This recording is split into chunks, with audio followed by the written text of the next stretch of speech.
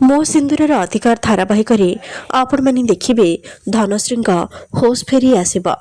ଏପଟେ ନର୍ସ ଯାଇ ଏକଥା ପରିବାର ଲୋକଙ୍କୁ ଜଣେଇବେ। ଧନଶ୍ରୀ କହିବେ ମୋତେ ଯେମିତି ବି ହେଲେ ଘରକୁ ଫେରିବାକୁ ପଡ଼ିବ।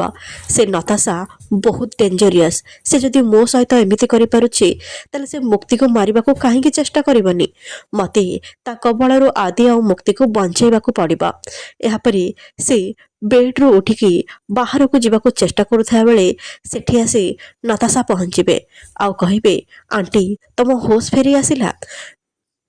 ଧନଶ୍ରୀ ନତାଶାଙ୍କୁ ଏକ ଶକ୍ତ ଚାପୁଡ଼ା ମାରିବେ ଆଉ କହିବେ କ'ଣ ଭାବିଥିଲୁ ତୁ ସବୁଦିନ ପାଇଁ ମୁଁ କୋମାରେ ଥାନ୍ତି ଆଉ କେବେ ତ ଅସଲ ଚେହେରା ସମସ୍ତଙ୍କ ସାମ୍ନାକୁ ଆସିନଥାନ୍ତା। ନତାଶା କହିବେ ଆଣ୍ଟି ତମେ ମୋତେ ଭୁଲ ବୁଝୁଛ। ଜାଣିଛ ମୁଁ ମୋ ଭୁଲ ପାଇଁ ବହୁତ ଗିଲ୍ଟି ଫିଲ୍ କରିଛି। ଆଉ ଯେବେଠୁ ତମେ ଏ କୋମାକୁ ଆସିଛ ସେବେଠୁ ମୁଁ ଭଗବାନଙ୍କୁ ପ୍ରାର୍ଥନା କରୁଛି ଯେ କେମିତି ତମେ ଶୀଘ୍ର ଠିକ୍ ହେଇଯିବ। ମୁଁ ମୋ ସବୁ ଭୁଲକୁ ମାନୁଛି। ସେଦିନ ମୁଁ ରାଗରେ ଯାହା ବି କରିଛି ସେସବୁ କଥାକୁ ଭୁଲିଯାଅ ଆଣ୍ଟି। ମୁଁ କେବେ ବି ତମର କ୍ଷତି କରିବାକୁ ଚାହୁଁନଥିଲି। ଧନଶ୍ରୀ କହିବେ ତୁ କ'ଣ ମୋତେ ବୋକା ବୋଲି ଭାବିଛୁ?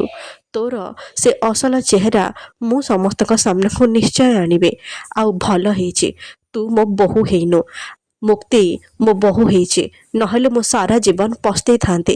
ଏହାପରେ ସେ ନତାଶାକୁ ଧକ୍କା ଦେଇ ରୁମ୍ ଲକ୍ କରି ବାହାରକୁ ଚାଲିଯିବେ। ନତାଶା କହିବେ ଆଣ୍ଟି ସେ ଭୁଲ କରନି, କବାଟ ଖୋଲ। ଧନଶ୍ରୀ କହିବେ ଅନ୍ଧ ଥରେ ବାଡ଼ି ହଜାଏ ହେଲେ ଦ୍ୱିତୀୟ ଥର ହଜାଏନି। ଏଥର ତ ଅସଲ ଚେହେରା ସମସ୍ତଙ୍କ ସାମ୍ନାକୁ ଆସିବ। ଏସବୁ ଶାଲିନୀ ଦେଖିଦେବେ। ଆଉ ଧନଶ୍ରୀ ବାହାରକୁ ଯିବା ପରେ ଶାଲିନୀ ଯାଇ କବାଟ ଖୋଲିଦେବେ ଆଉ ନତାଶାଙ୍କୁ ଧନଶ୍ରୀକୁ ମାରିବାକୁ କହିବେ। ଏପଟେ ଆଦି ଓ ଲାଲି ଆସି ଧନଙ୍କୁ କ୍ୟାବିନ୍ରେ ଖୋଜିବେ କିନ୍ତୁ ତାଙ୍କୁ ପାଇବେନି ଆଉ ସେମାନେ ବାହାରକୁ ଚାଲିଯିବେ।